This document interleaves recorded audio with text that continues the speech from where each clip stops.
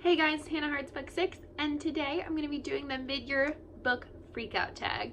I did this video last year, and so I decided to wear the exact same shirt and the exact same necklace that I wore last year. That doesn't have anything to do with this video.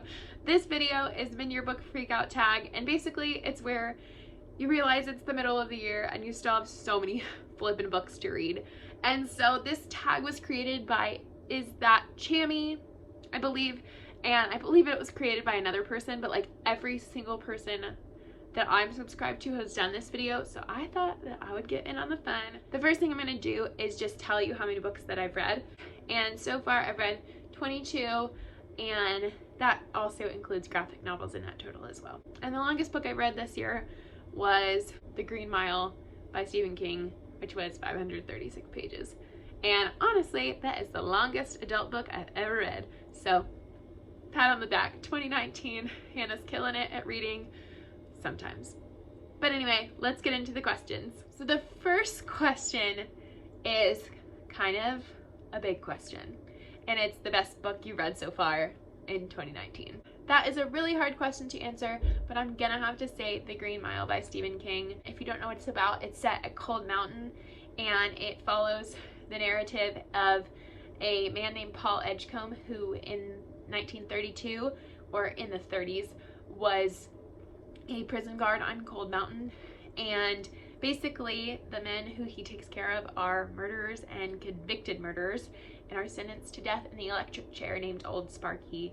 And he is telling the story from his very old age in his nursing home, and he's writing a memoir of the year that John Coffey walked the Green Mile. This book was so good.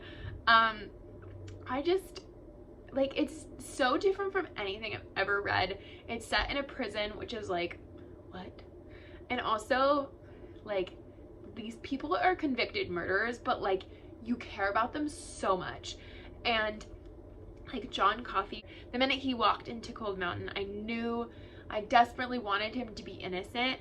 And I'm not going to spoil it for you, but like, he was just like he's scared of the dark, but like he supposedly like committed this like awful, terrible crime. And it's just like, it's such a good book. And it's also about a mouse who like is ridiculous, and like, I have no competent words to like express to you how much I like this book. I will leave my Goodreads link down below, and you can look at my review for The Green Mile. And it's funny because I had no idea what to rate this book, and then while writing my review I was like, it has to be 5 stars. The Green Mile, so good. The second question is the best sequel you've read so far in 2019, and I would have to say it is without a doubt Murder with Collard Greens and Hot Sauce by A.L. Herbert. It is a cozy mystery. Obviously I love cozies, but it's the third book in the Mahalia Watkins Soul Food Mystery series, and I absolutely love that series. I raved about it in my top 5 cozy mysteries you should read, so I'll link that down below too. But this series is hilarious. It follows Halia, who runs her restaurant called the Sweet Tea, and her cousin that is a waitress there, and her name's Wavon, or Wavon. I'm pretty sure I say it wrong, but like, it's in my head as Wavon, and I read 3 books as that's her name, so it's her name. But anyway, Wavon and Halia get into some shenanigans in this book. Basically, they go to a hair convention, and this hair product lady gets murdered, and they have to figure out who done it. And it was so good. And it was one of my most anticipated releases. I pre-ordered it like 2 days before it came out because I was like, finally convinced my husband to buy it, and I bought it and I read it like within a couple days of receiving it, and it was so good. And I made my mom read the series, and she loved it too. So I'm winning with recommendations this year. So yeah, hilarious. You should definitely read it. And yeah, that's the best sequel I've read. Number 3 is a new release you haven't read but you want to, and that would definitely have to be Red, White, and Royal Blue by Casey McQuiston. I believe that's her name. If you've seen it, it's a pink cover, and it's like has red, white, and blue, and I'm kind of kicking myself that I didn't read it around July 4th because red, white, and blue, you know.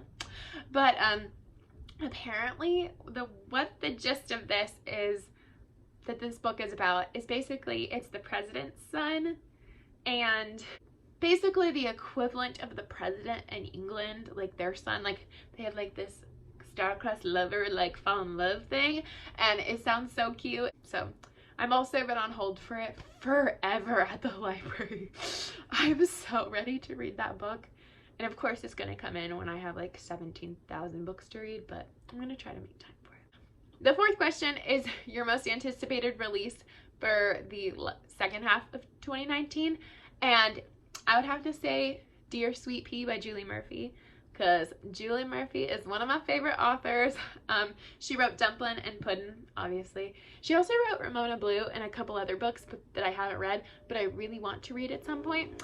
But anyway, Dear Sweet Pea is her new middle grade novel, and you guys know that I love middle grade, so I'm super excited for this release because middle grade and Julie Murphy just sounds like a good time. Number 5 is your biggest disappointment, and I would have to say it would be Flora and Ulysses, The Illuminated Adventures by Kate DiCamillo. And it was so weird. And I have no idea how that book of all the Kate DiCamillo books, won the Newbery Medal. So I don't know what kind of like literary merit or whatever that Newbery committee like found in that book, but it doesn't make any sense to me because that book was weird. It was about this like girl named Flora who is a cynic, and then she found this squirrel who like had magical powers so he could fly and type, and he wrote poetry, and they said weird words, and it was just weird. And like I understand like quirky, but like that was just so weird. So yeah, that was my biggest disappointment. On the flip side, number 6 is your biggest surprise. And my biggest surprise was also by Kate DiCamillo. So she redeemed herself in my brain. And I read The Miraculous Journey of Edward Tulane by Kate DiCamillo, obviously. And I had wanted to read this book for a long time, but I checked it out and I just never read it. But finally, I went on a road trip to go see my mom, and I checked it out on audiobook and on Scribd, actually. I got a free trial. And it was like a 3 or 4 hour audiobook. And by the end, I was in tears. And it was so good. It's just the miraculous journey of Edward Tulane. Edward Tulane is a China doll rabbit who is very overconfident, and he takes advantage of his good life, and he is thrown overboard off a ship, and his life changes forever, and he learns how to love.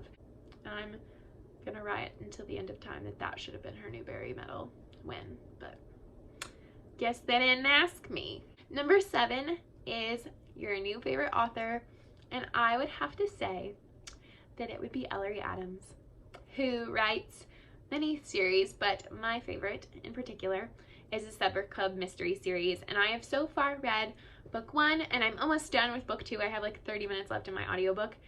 The first one is Carbs and Cadavers, and the second one is Fit to Die, and I love the characters in that book. It follows the Flab Five. They're trying to lose weight, and they also solve murders. So it's actually really fun because I've been on a weight loss journey. It's been really awesome to read a series where they're losing weight, but also like solving murders. So it's really cool, and they eat a lot of food. And of course it tempts me into wanting to eat all the food. So I kind of like feel that temptation with them. And I just love the characters. There are 5 main characters: James, Jillian, Lucy, Bennett, and Lindy.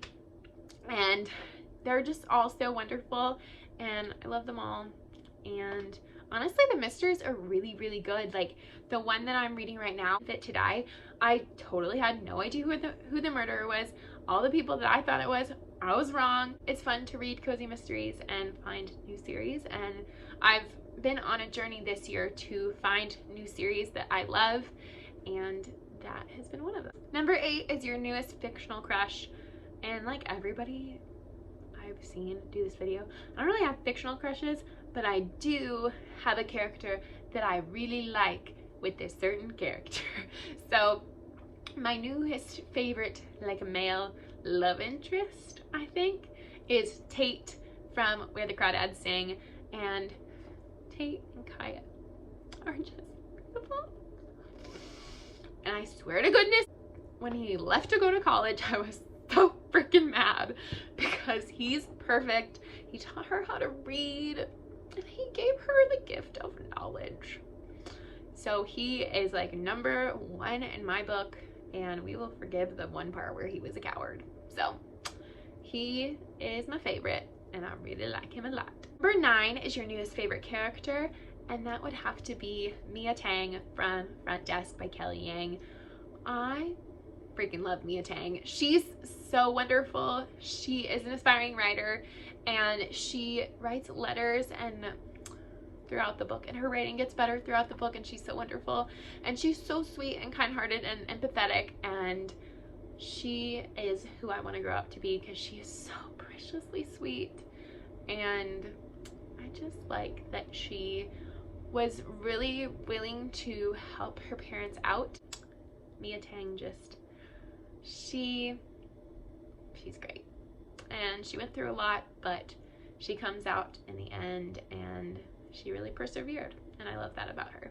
#10, a book that made you cry, and that is a tie between Until Tomorrow, Mr. Marsworth by Sheila O'Connor and Sweep, The Story of a Girl and Her Monster by Jonathan Auxier. They are two middle grade books. They are two middle grade books with very happy subject matters. One is about a girl named Renee and a man named Mr. Marsworth, who are pen pals during the Vietnam War.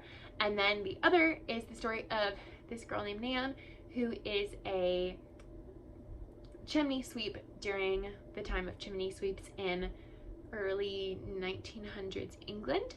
And it follows her story and her story with a golem named Charlie. And those stories are so beautiful. I can't tell you why I cried because it's the end of the book and everything's so beautiful. But those books have super deep meanings, and I think they're such great books for middle grade, and I absolutely love them. #11, a book that made you happy, and I would have to say the Babysitter's Club graphic novels by Raina Telgemeier and also Gail Galligan. And I absolutely love the Babysitter's Club graphic novels. They just catapult me into the nostalgia of the 90s. I love that that Raina Telgemeier and Gail Galligan have kept the integrity of the characters and have kept them like with their own original stories, but have thrust them into 2019 and made them very cool. Like Claudia has pink hair now, and all the girls are so wonderful. And I just think that it deals with the issues of the Babysitter's Club in such a easily consumable way for children. I would just have to say Babysitter's Club because they've given me so much joy. #12 is your favorite book to movie adaptation, and I don't know if I can really say this because it's the only book to movie adaptation, but I guess I will because I watched 2 versions of it. And it was Charlotte's Web, the cartoon by Hanna-Barbera in 1973, and the 2006 version with Dakota Fanning.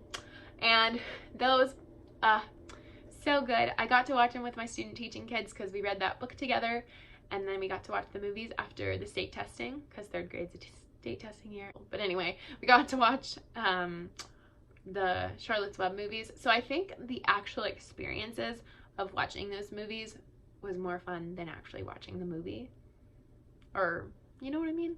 So that was so fun. And I remember this one girl, we were watching the cartoon version and I didn't realize it was basically a musical, but every time they sang a song, this girl would be like, ugh, another song, and it just made me crack up. #13 is your favorite video that you've made this year, and I would have to go with my 2 books with 1 stone book tag. I think the answers that I gave to that were really good.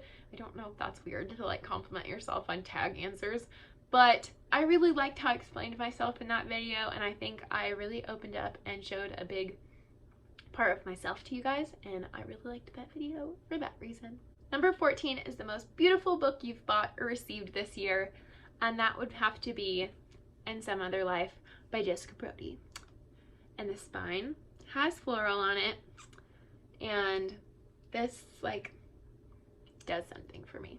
think it's so beautiful. I love the contrast of the more grungy and this is more girly, and I love it so much, and I just think it's such a pretty cover. So yeah, I'd have to say this one. And then number 15, a book that you need to read by the end of this year, and that book would have to be 11/22/63 by Stephen King. And if I'm remembering correctly, I'm pretty sure that that's the book that I said last year. I didn't read it. But I have more confidence this year because I read The Green Mile by Stephen King and loved it. And 11/22/63 actually interested me more than The Green Mile. So I'm super looking forward to this book. The reason I haven't read it is because it's like 800 something pages and it's a little daunting, but I do want to read it. And I really want to read it over Thanksgiving break because I think it would be a good time, because 11/22, November 22nd, it would be fun to read it around that time.